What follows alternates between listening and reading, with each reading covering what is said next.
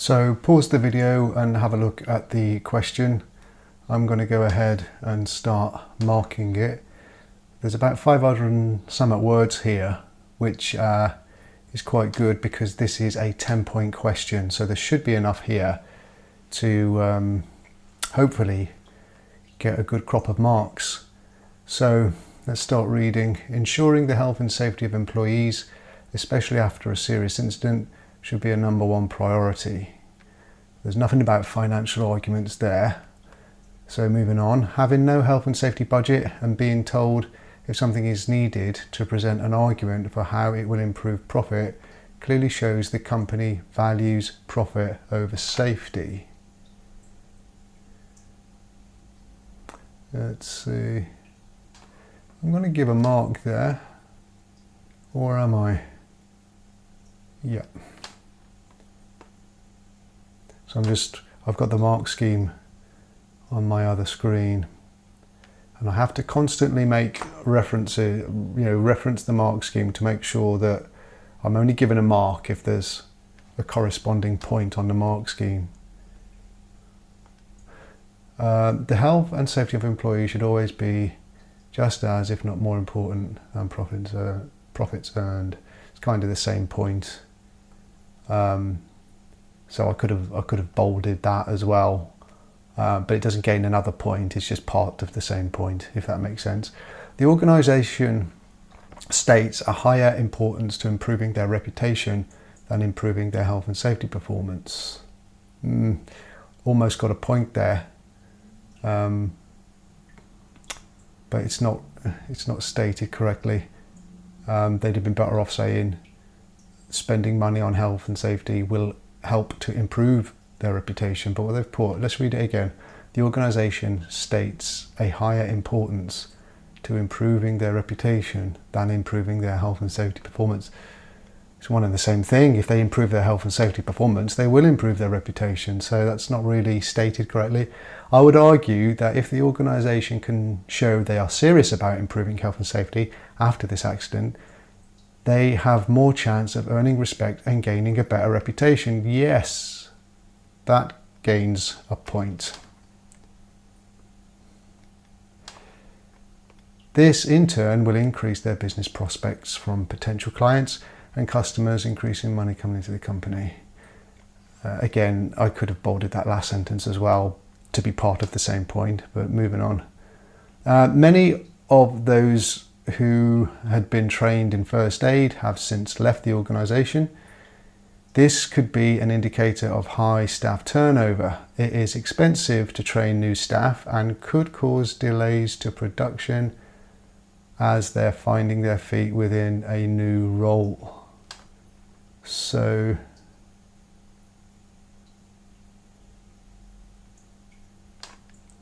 yeah, I can give a point for that. The reason, I've said this before in videos, but the reason I'm bolding it is when I give feedback to this learner, they'll be able to look at the bits I've bolded to know where they've scored points. First aid training is worth paying for, and there should be trained first aiders on all shifts. If this was the case, staff would feel better looked after and more likely to stay with the company. Yeah, I think it's not just the case of first aid. It's like improvements in health and safety means that staff would feel better looked after. But if I just bold that sentence, I think that could gain a mark. Improves their morale. Improving health and safety creates a better working environment for all employees. Yeah, same point. In a way, accidents and near misses frequently occur. In fact, I'm going to bold that sentence as well, just to make sure that they know that that was a good point.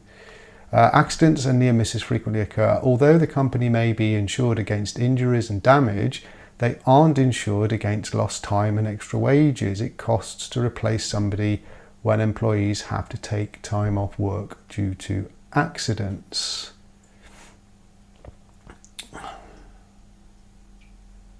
Yeah, the point about the the uninsured losses, sorry, are valid.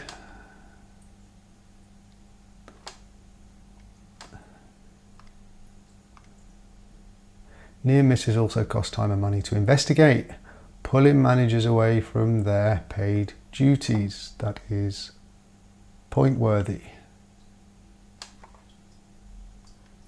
Learner's doing well here. Poor health and safety leads to a poor working environment, which leads to unhappy and unproductive workers. This point has already been made, but in a slightly different way. So if they hadn't already gained the point for this, I would have given it here, but because they've already gained the point, I can't really do that. But I'll still bold it so that the learner, when I give the feedback, knows that it was a good thing to put down. The duty shift manager was surrounded by paperwork, looking stressed. If health and safety was improved, employees would be less stressed and more productive, making them more likely to meet the goals, therefore earning the company more money. All of that really is making that same point as has already been made. So you can't get duplicate points. Very important to go broad as well with your answers. Make sure you're covering lots of different points rather than repeating the same point over again. Regular preventative maintenance of conveyors and ovens would be much better for profits and for health and safety. The machines are quite old, they frequently need parts replacing. Waiting for a machine to break down before carrying out any maintenance has already caused a serious accident, but in general, it can cost the organisation money and time. If a conveyor isn't working, then production is delayed, deadlines might not be met, production sat on the line might end up being wasted. Yeah, within that, there's quite a lot that they've said there, but there's only one point, just that bit towards the end, I think, is where the point is. Better health and safety will hopefully prevent major accidents in the future and save the bakery losing. That is point worthy. Let's just bold that. Very simple point, but you know, there's something on the mark scheme that sort of allows me to give the point there. So don't be afraid to make, you know, what you might think are very simple and obvious points. They often do score. Following the accident, the bakery had to close for 2 weeks while an investigation took place. While closed, the bakery isn't fulfilling orders for its clients, which could incur contract penalties. I don't think there is a point for that. No, it's a good point, but sometimes that happens. As an examiner, you'll think, yeah, they've made a good point there, but there's nothing on the mark scheme that kind of you can give a point against for whatever reason. While closed, read that. Potential because we were running through compensation. Yeah, an easily avoidable accident has cost the bakery £350,000 in fines, which aren't insured as they are criminal penalties. Excellent points. So that scores. The bakery has lost respect from clients and therefore experienced further financial costs due to loss of business. Yes.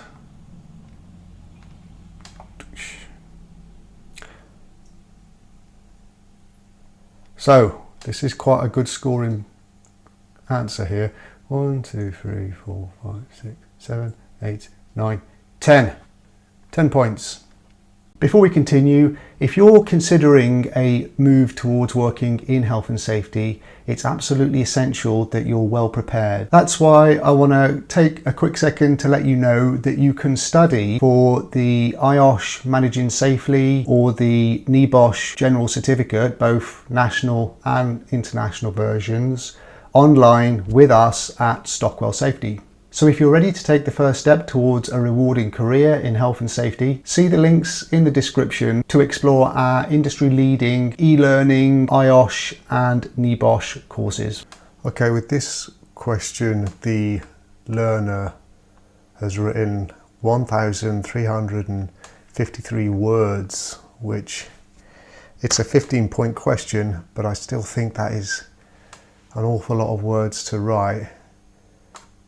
but let's see if it, if it works in the learner's favour. Take a second to just pause the video if you want to read the question. I'm just going to get straight on and award the marks. So, indicators of a poor health and safety culture are spread consistently throughout the case study. To begin, the fact that a serious and well publicised accident had occurred is already a negative safety culture. So there's a mark available for that.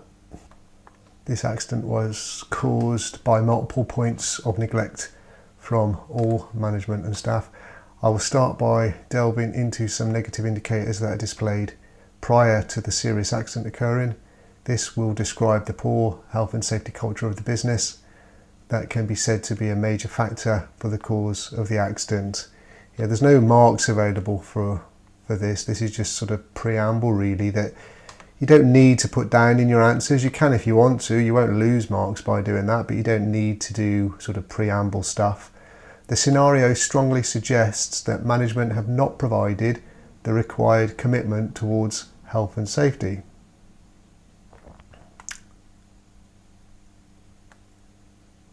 So yeah, management aren't committed to health and safety. There is 1 point available, but we're going to need some examples of that. This should be an absolute priority, which should be visible and genuine. Stated in the text, health and safety is not a full-time job and there is no budget for health and safety. So that's an example there where they said there's no budget for health and safety. I can give a mark for that. Money, time and resource should be given to health and safety without thought. This would show a positive indicator to health and safety culture. However, this neglect shows that there is zero commitment. A lack of commitment from the top will have a rolling effect down the workforce, resulting in poor motivation and a general negative culture towards health and safety. This will lead to a greater number of accidents. Okay, next paragraph. The business demonstrates that there is no control over the health and safety of the business, and it's working. When asking management how, as in charge of health and safety, I think that is supposed to be who is in charge of health and safety. It was said that there is no one to raise specific issues with. As a result of this, no person is dedicated to take charge of health and safety documents, policies and procedures. This has led to there being no in-date, accurate risk assessments or record keeping. No in-date risk assessments is worthy of a mark. This void has meant that no staff have been made aware of the risks involved within their role. This will also aid the organisation. It was seen that the duty manager was stressed and surrounded by paperwork. By having a dedicated person to be responsible for health and safety matters, filing will be done correctly and organisation will be kept. Instead, there should be a dedicated person who has responsibility of specific health and safety matters, such as risk assessing, promoting good health and safety, as well as taking disciplinary action when breaches are made. These are more suggestions of what should be done, but the question asks for just what are the negative indicators. So that's all you need to do. You don't need to suggest what might be positive indicators. So I think a lot of words are being sort of used up in doing that here. Rather than this positive health and safety culture, management encourage workers to cut corners in terms of safety to increase production rate. Rather than being given disciplinary for neglecting safety, they are instead individually blamed for missing deadlines. So the bit about the corner cutting,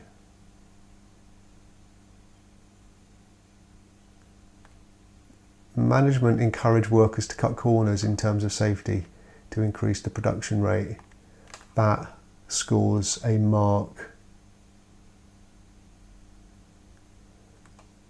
or it would do, but the thing about top management not being committed, the way that this particular mark scheme works is there's only one example that will score a mark. Like, there's lots of things that you could give as an example of top management not being committed to health and safety. There are lots of examples in the scenario, but you're not going to get a mark for every single one of them. You're only going to get a mark for saying one of them. Doesn't matter which one, but that's the way that some mark schemes work. I've stressed this in other videos, is that you can't, sometimes you're not going to get maximum amount of points by going deep on one aspect. You've got to go broad as well. With this, the business is in no way complying with legal requirements, and moral factors have not been taken seriously. Following from this, it is clear from the scenario that the majority of staff are not competent to perform their roles in a safe manner.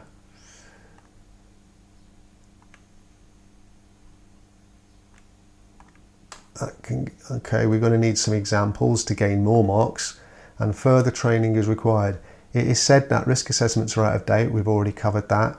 This may be due to neglect, or it could likely be due to there being no staff who are trained to assess risks. Health and safety representatives must be appointed and given required risk assessing training. Further down the chain, workers are not sufficiently trained to perform their roles in production. The text states that workers are shown by other staff how to perform their role. This should, however, be a more formal process and be signed off so that all training is documented. It is also said that first aid training is given to some new workers. However, there is no refresher training. This should be done annually to keep workers current with updated practices. So I can give a mark here for the lack of sort of first aid training. To make someone competent, people should be skilled, knowledgeable, have the correct attitude, be trained sufficiently, and have the required experience. Another example of sort of this sentence: to make someone competent, people should be skilled, knowledgeable, and have the correct attitude, etc. Nothing wrong, like, that's not wrong, but it's not what the question's about. The question's about negative indicators of health and safety culture. So no marks there. Although basic initial training has been carried out, there has never been any refresher or additional training where any lack in knowledge or skill has been highlighted. All of this training should be documented. Communication is a major indicator for health and safety culture. The bakery has not got any evidence that good communication is occurring. It's stated that management encourage shortcuts to be made in health and safety to aid production rates. We've already been through that. This, however, is the opposite of what should occur. Management should show good safety leadership by frequently making health and safety a part of staff meetings. This would encourage a good morale towards health and safety and massively improve the health and safety culture. Again, I'm seeing this pattern repeating itself in this answer. Lots of superfluous information. It's not focusing in on what the question is asking. Workers should be able to cooperate and consult with one another to show good health and safety culture. Yes, true, but it's not answering the question. Negative indicators of health and safety culture is what we want in the answer. However, this does clearly not occur. It is stated in the text that there is no person to raise specific safety concerns with. This suggests that the business does not encourage its employees to work with one another in terms of health and safety. This can lead to poor morale for health and safety, and it being seen acceptable to cut corners, and more accidents will follow. No marks available in any of that, really. Like, what would be an indicator of poor morale, for example? That might score a mark, but looking at the location and the plant equipment, it is suggested that equipment is outdated, unreliable. Have you got anything there? It is said in the text that machines are often requiring spare parts. This shows that a poor attitude to working conditions is maintained.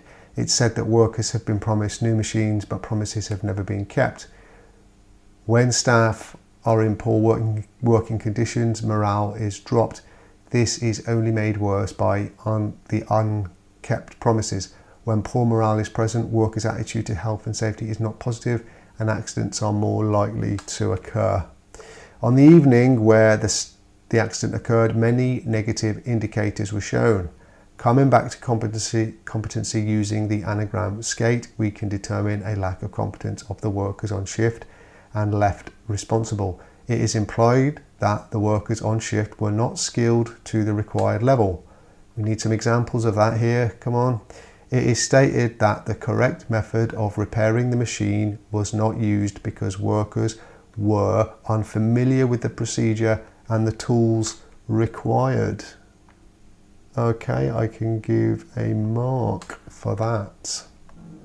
Workers were unfamiliar with the procedure and tools required is a mark. It's also said that no staff on shift had ever seen this happen before.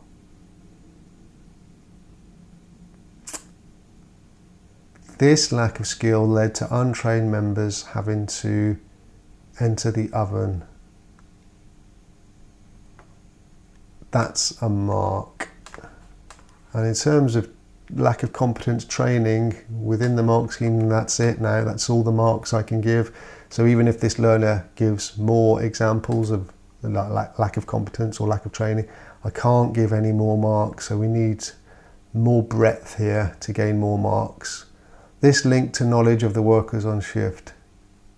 This links to the knowledge of the workers on shift. Nobody had the required knowledge to know what to do. It was then decided by the duty manager for workers to enter the oven. This was also caused by them being under pressure. The attitude of the workers has been adopted from management, who are only worried about meeting time-related deadlines. We've been through this, and claim that training was a waste of working time. This meant that the training standards are not sufficient. The only maintenance staff on shift was newly appointed and did not have the required experience to be held responsible for any repairs of this type. It is evident that additional training is required for workers and maintenance staff, and refresher first aid training is required for all staff. This training would reduce the accident rate and increase morale and health and safety culture. Similar but additional indicators relating to cost are highlighted. These include the fact that due to the pressure put on, workers would not wait for trained engineers to arrive. This stressed decision also led to the temperature of the ovens not being checked. It is stated that nobody took charge. Leadership should have been taken by the duty manager, who could have slowed everything down and took time to make and lead sensible decisions.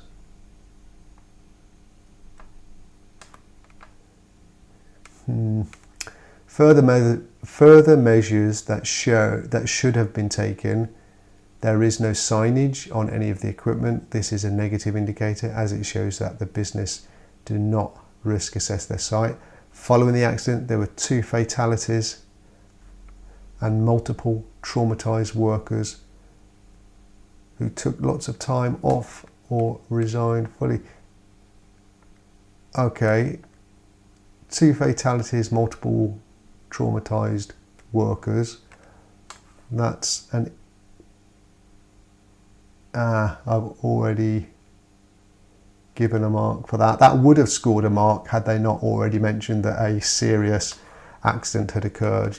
The fact that a fatal accident has occurred is an indicator of negative health and safety culture.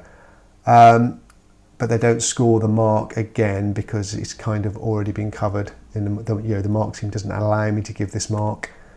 The increased sickness rate and staff turnover indicated a poor health and safety culture. I can give a mark for that. And the fact that people resigned gains a mark. To conclude, the bakery has not got a good health and safety culture, and is likely to experience continued accidents and poor morale / working conditions if this is not changed. The business will be liable to fines and imprisonment for severe neglect. Okay, so that's the end. There were lots of other things that they could have put, but I can't, as I say, I can't share this mark scheme with you. I can't go into where I could have given marks. But let's have a tot up. 1, 2, 3, 4, 5, 6, 7, 8. 1, 2, 3, 4, 5, 6, 7, 8, 9, 10. 10 out of 15. Obviously, 10 out of 15 is not too bad. It's, you know, on course for a pass, you know, 66%. But it took an awful lot of, you know, words to get there. You know, 1,300 words. For a 15-point question, you should be looking at about writing, you know, 450 to 500 words. I mean, you can write as many words as you like at the end of the day, but it just, I think it's hard going to have to write this many words for every question.